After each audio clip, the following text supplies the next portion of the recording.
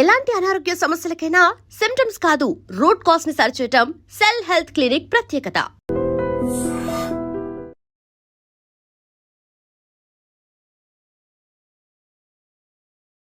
Recent టైమ్స్లో పేగు cancer అనేది కూడా బాగా వింటున్నాము. సో అది యూజువల్గా ఎలా వస్తూ ఉంటుంది? అంటే మనం తీసుకునే లైఫ్ స్టైల్ హ్యాబిట్స్, ఫుడ్స్ వల్లే ఆ పేగు క్యాన్సర్ అనేది కూడా ఎక్కువగా వస్తూ ఉంటుందా, లేకపోతే దానికి గల కారణాలు ఏంటి? నేను రీసెంట్గా ప్యారిస్ వెళ్ళాను. ఓకే. ప్యారిస్ వెళ్తే అక్కడ ఫుడ్ చూస్తుంటే నాకు అదొక రకమైన విరక్తి కలిగింది. ఉదయం లేవగానే అక్కడికి వెళ్తే హోటల్లో బుఫే పెడతారు. ఓకే. ఏముందంటే బ్రెడ్, జామ్, లేదంటే ఆ సాసేజెస్లు, beef, pork. That is there. ఇంకేం లేదు వాళ్ళకి తినడానికి. They don't have anything.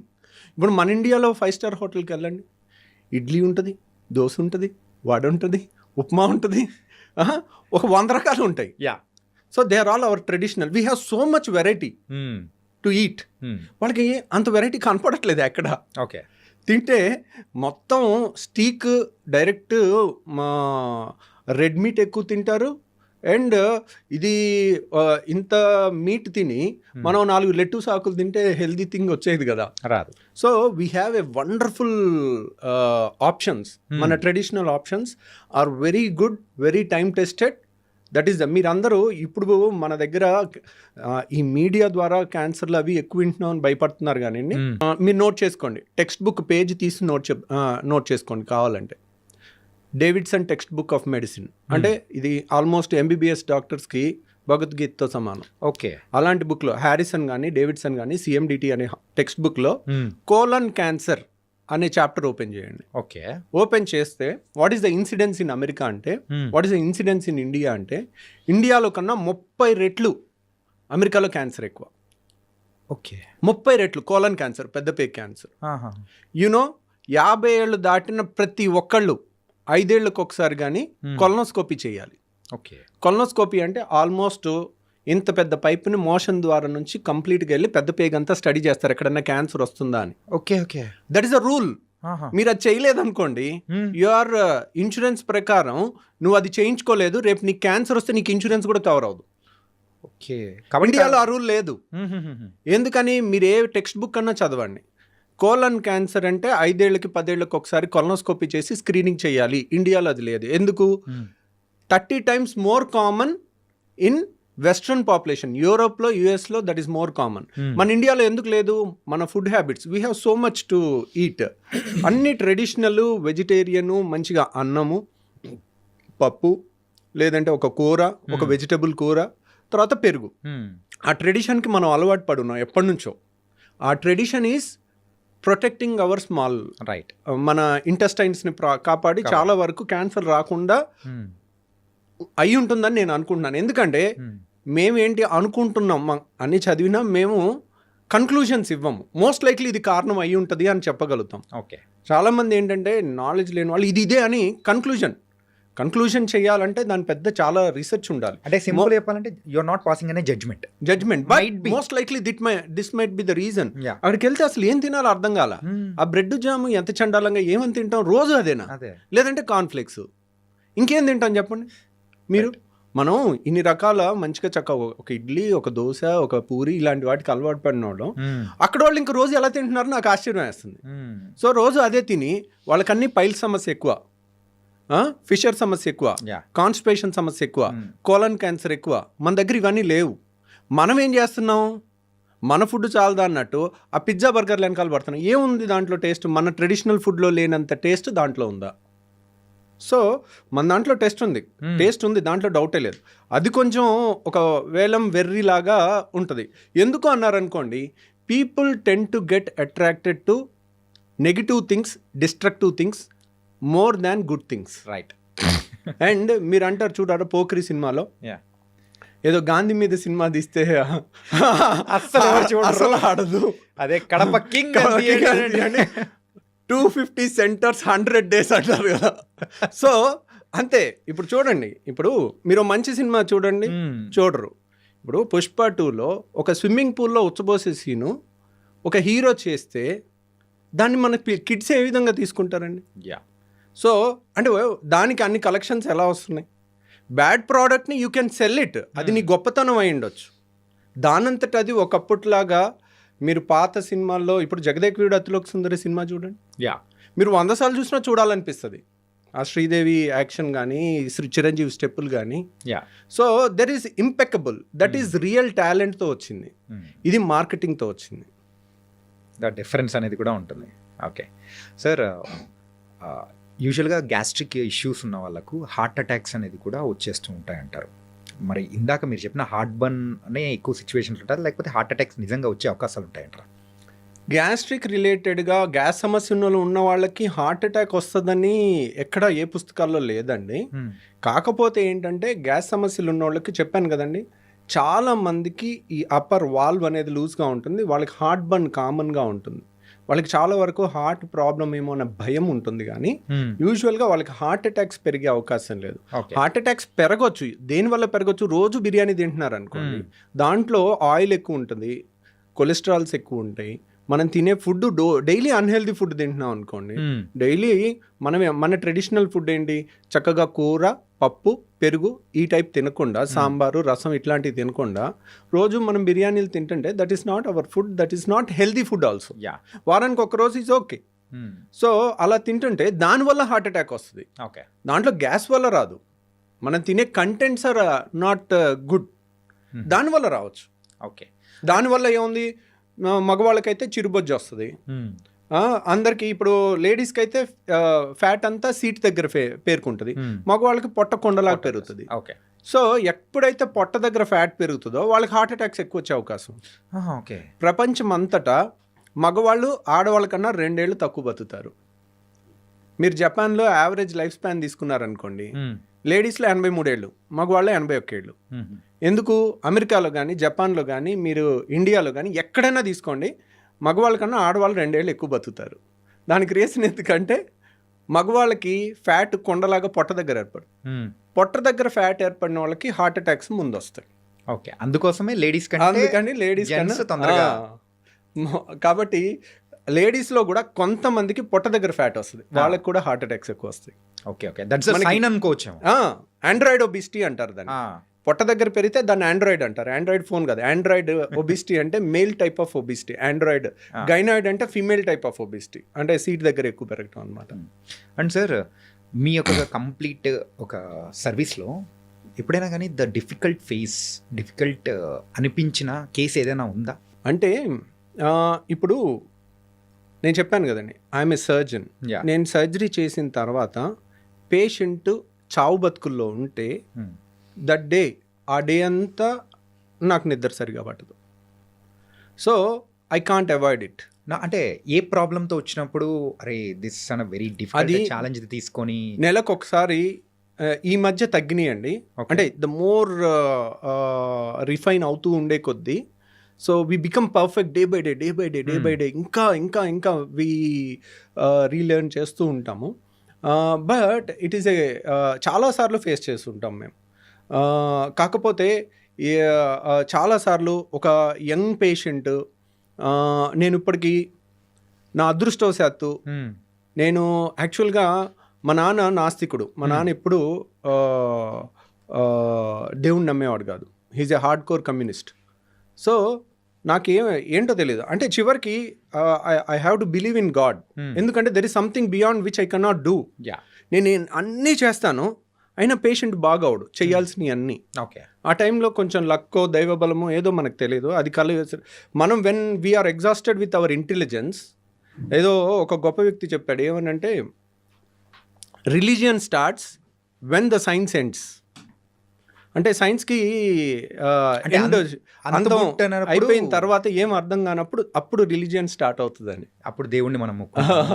So ఆ దాంట్లో ఒక్కోసారి నేను ఒక యంగ్స్టర్ 19 ఏళ్ల కుర్రోడికి నేను ఒకసారి బేరియాట్రిక్ ఆపరేషన్ చేశాను. ఓకే, పాపం తనకి చాలా మేజర్ కాంప్లికేషన్ వచ్చి బాడీ అంతా, అంటే 1000 మందిలో ఒకళ్ళకి వచ్చే కాంప్లికేషన్ అది వచ్చేది. ఓకే, ఇది 10 ఏళ్ల కింద జరిగింది. మంగళగిరి కుర్రోడు అబ్బాయి శ్రీనివాస్ అని. సో తనకి ఆల్మోస్ట్ చావు బతుకుల దాకా వెళ్ళాడు. ఒక నెల రోజు హాస్పిటల్లో ఉన్నాడు. 2 సర్జరీస్ మళ్ళీ చేస్తూ ఉంటే ఒక మూమెంట్లో అరే ఇంత చేసాం అయినా కానీ ఇంప్రూవ్ అవ్వట్లేదు.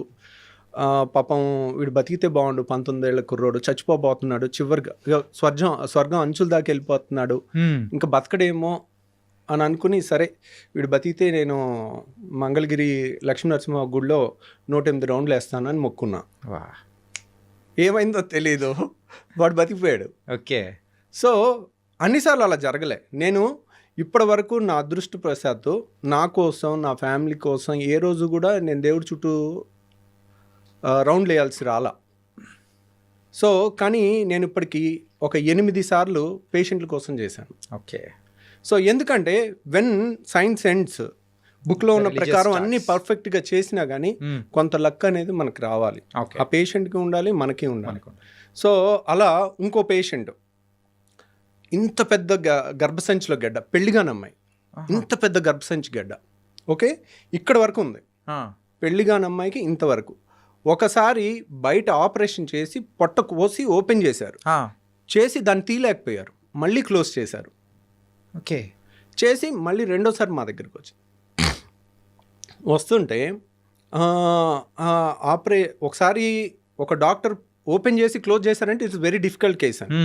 నేను పెళ్లిగాని అమ్మాయి, నేను సరే దాంట్లో ఫైబ్రాయిడ్ గడ్డలు ఇంత ఉన్నాయి, అవి ఒక్కటి తీసేస్తానమ్మా అని చెప్పాను. కానీ గర్భసంచి కూడా తీసేయాల్సి రావచ్చు, కానీ పెళ్లిగాని అమ్మాయి గర్భసంచి తీసేస్తే ఇంకేముంది, పిల్లలు పుట్టరు. సో నేను సరే ట్రై చేస్తాను కానీ గ్యారంటీ ఇవ్వలేనని చెప్పాను. సరే ఓకే చెప్పారు, ఓపెన్ చేశాము. ఇట్ వాజ్ ఒక సర్జన్ ఓపెన్ చేసి క్లోజ్ చేశాడంటే మనం అర్థం చేసుకోవచ్చు, లోపలికి వెళ్తే ఎంతెంత పంపుల్లాగా ఉన్నాయి అన్ని రక్తనాళాలు, ఎక్కడ ముట్టుకుంటే అక్కడ బ్లీడింగ్, ఎక్కడ ముట్టుకుంటే అక్కడ బ్లీడింగ్, పంపులు కొట్టినట్టు కొడతా ఉంది. ఒక టైంలో 25 ఏళ్ళ అమ్మాయి, 26 ఏళ్ళ అమ్మాయి మన కళ్ళ ముందు బ్లీడ్ అయి చచ్చిపోతూ ఉండి హెల్ప్లెస్గా ఉంటే అసలు ఎక్కడ ముట్టుకుంటే అక్కడ బ్లీడింగ్ అయిపోతూ ఉంది, నా అర్థం కాని పరిస్థితి. సో ఆ టైంలోనే పేషెంట్ బీపీ ఎక్కువ ఉంది, ఇంకెలాగా చచ్చిపోద్ది అని అనిపించింది. అంతా ప్రెషర్ పెట్టేసి మాప్స్ పెట్టి ప్రెషర్ పెట్టి ఆపుతా ఉన్నాం. ఆపి కొంతసేపు ప్రశాంతంగా ఉండి ఈ అమ్మాయి బతికితే చాలరా అని అప్పుడు కూడా అనుకున్నాను. ఎందుకంటే 25 ఏళ్ల పేషెంట్ టేబుల్ మీద చచ్చిపోతే దాన్ని తీసుకునే అంత గట్స్ ఎంత గొప్ప సర్జన్కైనా ఉండదు. రైట్. సో వాళ్ళు అన్నీ ఒప్పుకున్నప్పటికీ కూడా, వాళ్ళు ఒప్పుకుంటారు అమ్మా ఇది కష్టమైన ఆపరేషన్ అని మనం చెప్తాం, అయినా కానీ దాన్ని డైజెస్ట్ చేసుకోలేము. రైట్. వాళ్ళు ఏంటి ఆ 90%లోనే ఉంటామేమో అన్న ఆశతో వస్తారు, నమ్మకంతో వస్తారు. ఈ 10%లో ఉండంలే అనే అనుకుంటారు, మనం 10% రిస్క్ అని చెప్పినా కానీ. సో ఆ పేషెంట్ లక్కీగా కొంతసేపు ప్రశాంతంగా ఉండి బీపీ కొంచెం ఎక్కువ ఉన్న దాన్ని డౌన్ చేస్తే, డౌన్ చేసిన తర్వాత రక్తస్రావం కూడా కొంచెం తగ్గుద్ది. ఓకే. అప్పుడు ఎలాగో ఒకలాగా ఆ గడ్డ అంతా తీలేమేమో, అలా వదిలేసి రావాలేమో, ఆ బ్లీడింగ్ ఆగదేమో, ఎన్నో క్వశ్చన్స్ ఉన్నాయి. తర్వాత మళ్ళీ అందరం కలిసి దాన్ని తీసేసి సక్సెస్ఫుల్గా గర్భసంచి మొత్తం తీసేయాల్సి వచ్చింది, కానీ పేషెంట్ సేవ్ అయింది. ఓకే. సో అట్లా అంటే మీరు యూజువల్గా ఆ సైజ్ చెప్తూ ఉంటేనే ఇంత సైజ్, అది కూడా కడుపులో, దాని వీడియో కూడా ఉందండి నా దగ్గర. మై గాడ్, ఆ వీడియో కూడా ఉంది, మనం కావాలంటే అది చూపించవచ్చు. వద్దు సార్ ప్లీజ్. అంత అంటే యాజ్ ఎ సర్జన్గా అండ్ మీకైతే గట్స్ ఉన్నాయేమో, కానీ యాజ్ ఎ నార్మల్ పర్సన్స్ లాగా we can't take it also. కొన్ని ఈవెన్ నార్మల్ పీపుల్ కూడా ఆ సర్జరీస్ చూడాలన్నా కానీ బ్లడ్ చూస్తేనే పడిపోతుంటారు సార్. ఇంకా సర్జరీస్లో మీరు చూపించారంటే లిటరల్లీ అంతే, నేను కూడా అయిపోతున్నామో సార్. అంటే అన్నిసార్లు అలా ఉండదండి. సర్జరీ లైక్ మంచి సర్జన్ ఆపరేట్ చేస్తుంటే ఇట్స్ లైక్ మంచి మ్యూజిక్ వింటున్నట్టు ఉంటుంది. అలా నేను గాల్ బ్లాడర్ ఆపరేషన్ 5 నిమిషాల్లో చేసిన వీడియో ఒకటి లైవ్ పెట్టాను మన ఛానల్లో, దాంట్లో చూడండి.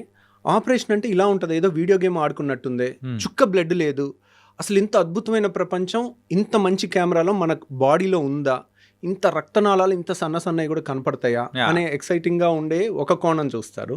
అది చాలాసార్లు అలాగే ఉంటుంది. కానీ సర్జరీ ఈజ్ అన్ఎక్స్పెక్టెడ్, ఎప్పుడు ఏమి ఎలా జరుగుతుంది అనేది, ఎలా వచ్చి పడుతుంది అనే దానికి మనం ప్రిపేర్ అయ్యి ఉండాలి. సో అది మీరు కావాలంటే ఆ వీడియో చూడండి. నేను అపెండిక్స్ ఆపరేషన్ పెట్టాను, గర్భసంచి ఆపరేషన్ పెట్టాను, గాల్ బ్లాడర్ ఆపరేషన్ పెట్టాను. ఇవన్నీ కూడా 5 నుంచి 10-15 నిమిషాల్లో అయిపోయి చుక్క బ్లడ్ లేకుండా నీట్గా ఉన్నది, బ్యాక్గ్రౌండ్ వాయిస్తో చెప్పాను. అది చూడొచ్చు. బ్లీడింగ్ అయ్యేవి అవి మీరు చూడలేరు. అదే మెయిన్గా అది లేకపోతే చాలు సార్. అమ్మా సార్, అండ్ ఈ పాడ్కాస్ట్ ద్వారా సార్ విజువల్గా అయితే ప్రజలకు మనము అంటే వాళ్ళు ఎడ్యుకేట్ అయ్యేటట్టు యూజువల్గా గట్ హెల్త్ గురించి కానీ, సో మీలాంటి పర్సన్స్ చెప్తే ఇంకా బాగుంటుందని చెప్పేసి ఐ కేమ్ హియర్. అంటే మీరు రావడంతో వీఆర్ వెరీ హ్యాపీ. అండ్ కొన్ని మెయిన్గా గట్ హెల్త్ బాగుండడానికి ఎలాంటి జాగ్రత్తలు తీసుకుంటే ఉంటుందో అనేది కూడా చెప్పారు. సో ఫైనల్ క్వశ్చన్ ఇస్, యూజువల్గా ఫుడ్ అనేది కూడా ఉంటుంది సార్. మార్నింగ్ అయితే హెవీగా, అంటే మార్నింగ్ రాజులా తీసుకోమంటారు, మధ్యాహ్నం అయితే మనిషిలా తీసుకోమంటారు, రాత్రి అయితే అడుక్కునే వాళ్ళ తీసుకోమని ఇట్లా చెప్తూ ఉంటారు. సో ఇది ఎంతవరకు ఫాలో అవ్వచ్చు అంటారు? అంటే దట్స్ వన్ వే ట్రూ అండి. ఎందుకంటే ఉదయం లేసామనుకోండి, ఉదయం లేచిన కాడ నుంచి మనం ఒక 12 గంటలో 10 గంటలో వర్క్ చేస్తాం. రైట్. సో మన కండరాలకి అన్నిటికీ కూడా ఎనర్జీ కావాలి. కాబట్టి మార్నింగ్ తిన్నా కానీ మనం చేసే పనితో అది అరిగిపోతుంది. సో మనం మధ్యాహ్నం కూడా తీసుకోవచ్చు.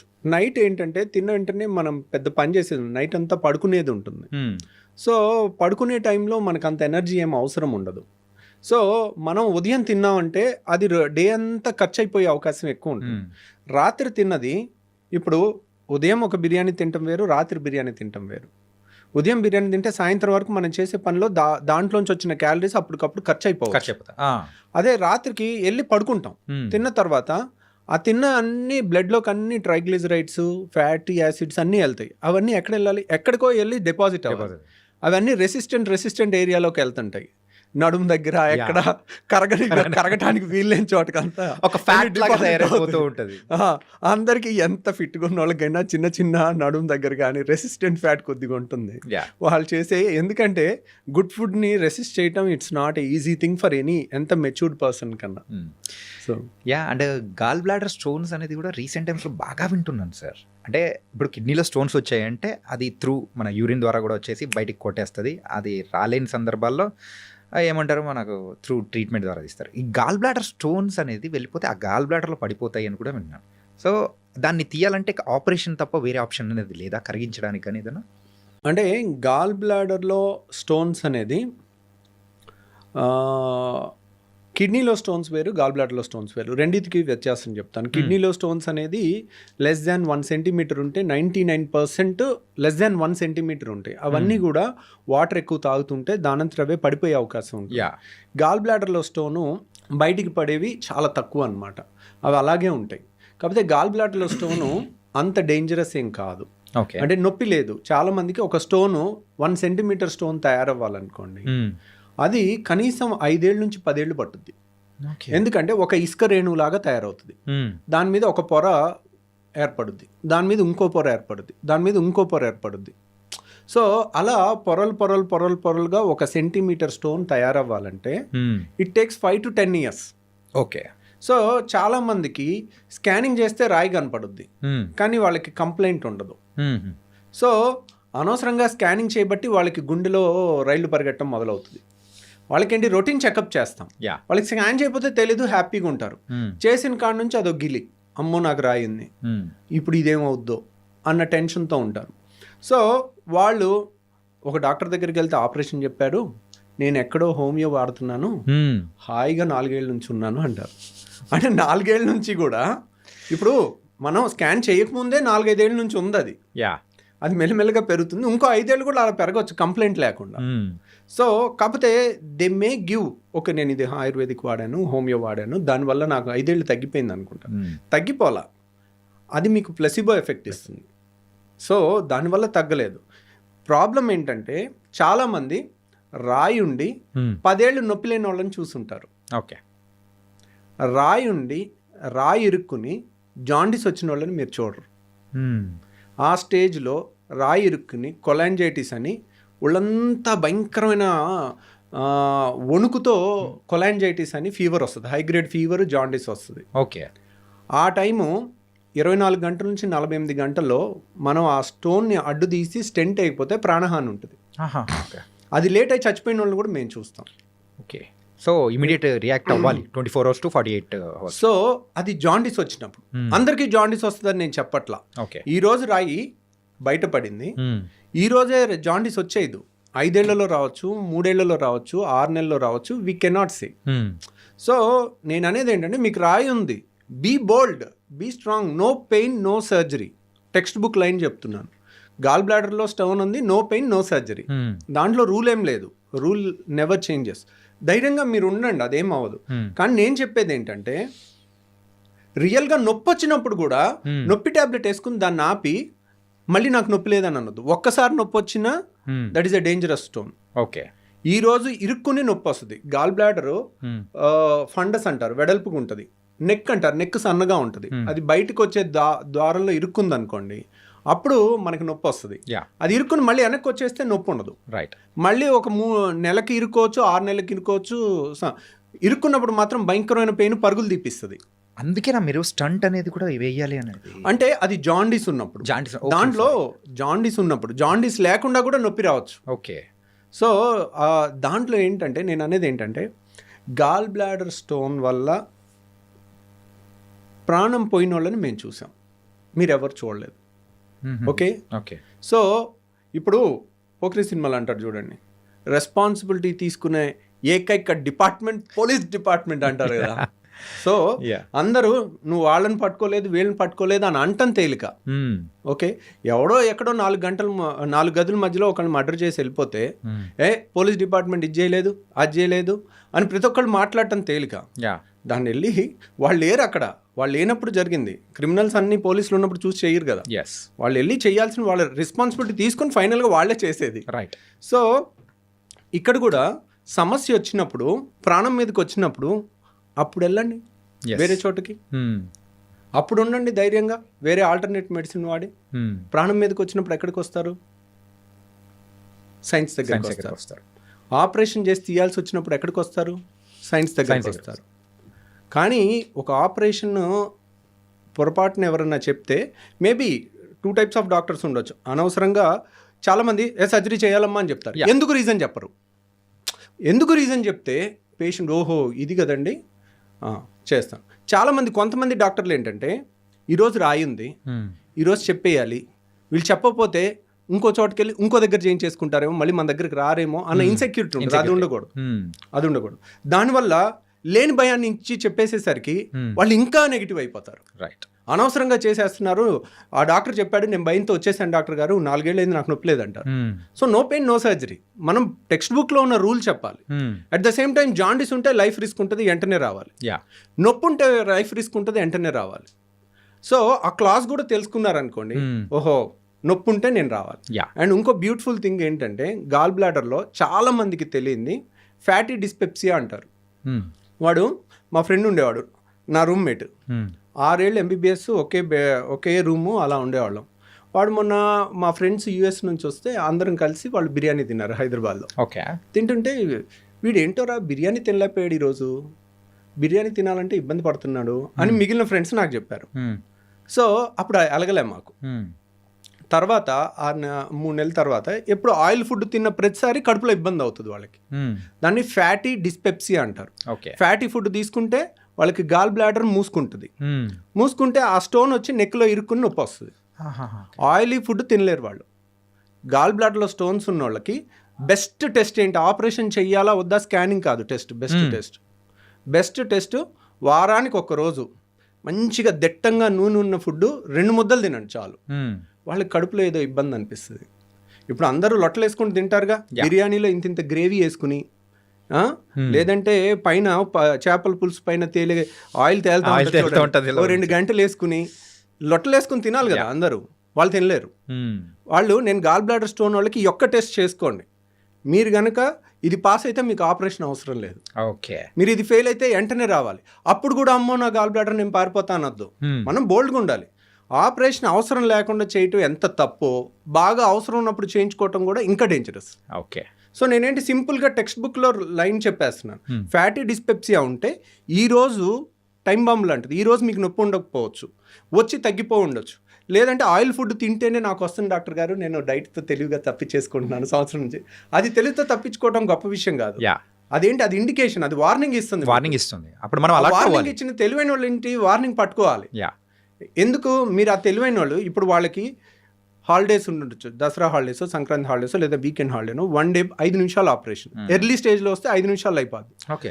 అదే బాగా నొప్పి వచ్చి మందులు వాడి మళ్ళీ తగ్గించుకుని ఒక 6 నెలలు సంవత్సరం పోస్ట్పోన్ చేయొచ్చు. ఏ గాల్ బ్లాడర్ స్టోన్స్ నన్ను మనం పోస్ట్పోన్ చేయొచ్చు సర్జరీని. నొప్పి వచ్చిన తర్వాత కూడా చేయొచ్చు. But that's not. ఎందుకు అలా పోస్ట్పోన్ చేసి నొప్పి వచ్చినప్పుడల్లా నొప్పి మెడిసిన్ ఇచ్చి యాంటీబయాటిక్స్ ఇచ్చి దాన్ని తగ్గించి సంవత్సరం తర్వాత ఆపరేషన్ చేసేటప్పుడు నేను కావాలంటే ఆ వీడియో చూపిస్తాను. 5 నిమిషాల్లో అయిపోయిన ఆపరేషను, గంటన్నర పట్టే ఆపరేషను. సో ఎక్కడికక్కడ ముద్దలాగా అయిపోయి ఇప్పుడు మీకు ఇక్కడ ఒక కత్తితో కట్ చేసి కుట్టేయటం చాలా తేలిక. Fine cut, clear cut edges కనపడతాయి. అదే బైక్ మీద నుంచి కింద పడిపోయి మొహానికి ఏదన్నా రాయో ఏదో గుద్దుకుని మొహం ఇంత ఉబ్బిపోయి కళ్ళు కూడా కనపడవు, కళ్ళు ఓపెన్ అవ్వవు, ఈ అన్నీ ఉబ్బిపోయి ఉంటుంది. అలా దెబ్బ తగిలినప్పుడు కానీ చీమ్ పట్టినప్పుడు కానీ చీమగడ్డ ఉబ్బుద్దా, ఎర్రగా అయిపోద్దా, అలా ఉంటుంది గాల్ బ్లాడర్. ఓకే, అలాంటి దానికి ఆపరేషన్ చేయాలంటే మీకు ఈ ఫైన్ కట్కి చేసిన దానికి ఉబ్బిపోయి మొత్తం ట్రామా అయ్యి మొత్తం వంకాయ బజ్జీ లాగా అయిపోయిన దాని మీద ఆపరేషన్ చేయడానికి చాలా తేడా ఉంటుంది. Right, got it. సో వాళ్ళు అది చూడరు. మేము చేస్తుంటాం, చేసేటప్పుడు తిట్టుకుంటూ ఉంటాం. వీళ్ళు ఏంటి ఇంత ఎన్నిసార్లు చెప్పినా ముందు వచ్చే హాయిగా ఉండేది కదా, వాళ్ళకే రిస్క్ కదా. ఇప్పుడు యంగ్స్టర్స్ మీ ఏజ్ వాళ్ళు అనుకోండి, నేను 2 గంటలు చేసినా తట్టుకుంటారు. అదే 60 ఏళ్ళ వాళ్ళకి హార్ట్ ప్రాబ్లమ్స్ అన్నీ వచ్చే వయసు, మీ వయసుకి మీకు రిజర్వ్ కెపాసిటీస్ ఎక్కువ ఉంటాయి. అదే 60 ఏళ్ల వయసు వాళ్ళు 2 గంటలు ఆపరేషన్ చేసేటప్పుడు ఏదన్నా హార్ట్ బీట్ అప్ డౌన్ అయ్యి ప్రాణాలకి రిస్క్ ఉంటుంది. అంత రిస్క్ ఏముంది, 5 నిమిషాలు దానికి భయపడితే. మీరు కావాలంటే భయపడేది ఉంటే నాది 5 నిమిషాల వీడియో చూడండి, లైవ్ వీడియో. 5 నిమిషాల్లో నేను ఫినిష్ చేసేసింది. సో 5 నిమిషాలు అయిపోయి 3 గంటల్లో లేచి నడిచి మరుసటి రోజు వెళ్ళిపోతే వై నాట్? అంతే కదా సార్, అర్లీగా మనం చేసుకుంటే కూల్ అయిపోతుంది అన్నమాట. ఇంకొక పైత్యం ఉంది. ఇప్పుడు మొన్న ఒక కప్పులు లండన్ నుంచి వచ్చి చైనా వెళ్ళి గాల్ బ్లాడర్లో స్టోన్కి ప్రపంచం మొత్తం గాల్ బ్లాడర్ తీసేస్తున్నారు. నేను చైనా వెళ్ళి ఎక్కడ లేని టెక్నాలజీ రాయి ఒక్కటి తీయించుకొచ్చాను, గాల్ బ్లాడర్ తీయించుకురాలేదు. దాన్ని లైవ్ ఇగో లోపలికి వెళ్తున్నాం, లోపలికి వెళ్ళేటప్పుడు ఫీలింగ్స్, బయటకు వస్తున్నాం ఆ టైంలో ఫీలింగ్స్. దానికి మిలియన్స్ ఆఫ్ వ్యూస్. సార్ అదేమన్నా హోమ్ టూరా సార్? సో ఆపరేషన్ కానీ యునో ఆ ఒక్క వీడియో చూసి వచ్చి మమ్మల్ని, ఏం డాక్టర్ గారు ఈ టెక్నాలజీ మీకు రాలేదా? సో ఫస్ట్ ఆఫ్ ఆల్ మనం చేస్తుందే తప్పు. ఓకే, సో ఇప్పుడు అది రాలేదు, అది కదండి. గాల్ బ్లాడర్ తీసిన వాళ్ళు గాల్ బ్లాడర్లో స్టోన్ తీయలేరా? సో గాల్ బ్లాడర్లో స్టోన్ తీయటం అది పెద్ద గొప్ప విషయం కాదు, కానీ that is not right thing to do it. ఏ టెక్స్ట్ బుక్లో గాల్ బ్లాడర్లో స్టోన్ తీయమని లేదు. సో కాబట్టి నేను అలాంటివి సరే తీసాము అని అనుకోండి, రేపొద్దున్న ఈరోజు ఒక స్టోన్ తీసాం, గాల్ బ్లాడర్లో స్టోన్ వచ్చిందంటే ఏంటి, దానికి స్టోన్ వచ్చే తత్వం ఉన్నట్టు. ఇప్పుడు ఒక ఆపరేషన్ చేసి తీస్తాం, 5 ఏళ్ళు ఆగి మళ్ళీ స్టోన్ వస్తుంది, మళ్ళీ ఆపరేషన్ చేయించుకున్న అదే రిస్క్గా. యాక్చువల్గా ఆపరేషన్లో రిస్క్ గాల్ బ్లాడర్లో లేదు, గాల్ బ్లాడర్ తీసే దాంట్లో లేదు, అది 5 నిమిషాల ఆపరేషన్. రిస్క్ ఎక్కడుంది? మత్తు, వీటన్నిటిలో కూడా రిస్క్ ఉంటుంది. రిస్క్ అనేది కూడా ఉంది, రిస్క్ ఉంటుంది. సో ప్రతిసారి ఆపరేషన్ చేయించుకోవటం అనేది it's not a good thing. కానీ ఇప్పుడే చెప్తున్నా, సైన్స్ ప్రకారం ఒక 100 ఏళ్ల రీసెర్చ్కి ఎగెన్స్ట్కి వెళ్ళాలని అనుకోవటం అన్నిసార్లు ఉత్తమం కాదు. దాంట్లో ఒకసారి నువ్వు బయటపడవచ్చు. 1 వేలో ఎదురెళ్ళకూడదు అన్నారు, ట్రాఫిక్ లేదు, నేను 1 వేలో ఎదురెళ్ళాను, 60 స్పీడ్తో వెళ్ళొచ్చాను, నేను గొప్ప అనుకోవటం కాదు. That is wrong thing. Right, మీకు కావాలనుకోండి, మీకు ఆ రాయి ఒక్కటే తీయాలనుకుంటే అది నేను తీసి పెడతాను, కానీ నేను చెప్పటం నా duty. This is not the right thing అండి అని. సో ఇన్స్పైట్ ఆఫ్ దట్ వాళ్ళు అడిగారు అనుకోండి, సో ఓకే చేసి పెడదాం, ఏముంది దాంట్లో. ఇప్పుడు కానీ మళ్ళీ వచ్చే అవకాశాలు అనేది కూడా మళ్ళీ వచ్చే అవకాశం ఉంటుంది, రిస్క్ కూడా ఎక్కువ ఉంటుంది. ఎందుకంటే గాల్ బ్లాడర్ గోడ అనేది పేపర్ కన్నా పలుచుకుంటుంది. ఓకే, సో గాల్ బ్లాడర్లో స్టోన్ వస్తే గాల్ బ్లాడర్ మొత్తం తీసేస్తాం, అది స్టాండర్డ్ టెక్స్ట్ బుక్ ట్రీట్మెంట్. కిడ్నీలో స్టోన్ వస్తే కిడ్నీ తీసేస్తారు ఎవరు? తీయరు కదా. మరి కిడ్నీ ఎందుకు తీయట్లేదు ఏ డాక్టరు? స్టోన్ ఒకటి, కిడ్నీ ముఖ్యమైన అవయవం కాబట్టి. సో 600 అయినా రాయ తీస్తాం. సో గాల్ బ్లాడర్ వాళ్ళే పల్చగా ఉంటుంది పేపర్ అంతా, దాన్ని కట్ చేసి దాన్ని కుట్టిన తర్వాత ఒక్కోసారి అక్కడ నుంచి పసర్ లీక్ అయింది అనుకోండి, సెప్టిక్ అయి ప్రాణహాని కూడా ఉంటుంది. సో అది రాకుండా కూడా జాగ్రత్త తీసుకుని చెయ్యొచ్చు. కానీ గాల్ బ్లాడర్ ఆపరేషన్ ఉదయం చేస్తే సాయంత్రం ఇంటికి పంపించేస్తాం. అలా చేసిన వాళ్ళకి ఒక ట్యూబ్ పెట్టాలి. సో వాళ్ళకి ఇంకా కంబర్సమ్ ఉంటుంది, అది వాళ్ళకి తెలియదు కదా. కాకపోతే వాళ్ళకేంటి, వాళ్ళకి ఒకే ఎమోషన్, నా అవయవం తీయలేదు అనే ఎమోషన్ ఉంటుంది. కానీ అది అన్నిసార్లు అదేం పెద్ద ఇంపార్టెంట్గా అవయవం కాదు. కానీ కొంతమంది అడిగారు అనుకోండి, that is not a conventional treatment, మీకు అది కావాలంటే అది చేస్తాం. సో అది చేయలేని వాళ్ళు ఇండియాలో లేకపోవటం అనేదే లేదు. It's depends on the persons. కానీ పేషెంట్ ఖర్చు ఇప్పటికీ చెప్తున్నాను వినండి, మీకు ఎవరికన్నా ఓన్లీ రాయి తీయాలన్నా కానీ we don't recommend it, but that's not a great thing to achieve. అది ఎక్కడా లేని ట్రీట్మెంట్ ఓన్లీ చైనాలో ఉందని అనుకోవటం తప్పు. ఓకే, మీకు కావాలంటే ఆ వీడియో నేను కూడా చేసి పెట్టి పంపిస్తాను. It was very nice talking to you sir. Really bold అయిన విషయాలు అనేది కూడా తెలుసుకున్నాను. కాకపోతే మీతో మాట్లాడుతూ ఉంటే ఇంకా సరిపోలేదు, ఇన్కంప్లీట్ అన్నట్టు కూడా అర్థమవుతుంది. అండ్ ఈ సెషన్లో మాత్రం చాలా వాల్యుబుల్ సజెషన్స్ కానీ and how you started your journey in the gastroenterology and బెరిటాలజీలో కూడా చాలా చక్కగా చెప్పారు. Really thank you so much for coming here and మీ టైం అనేది కూడా ఇచ్చినందుకు. Thank you very much.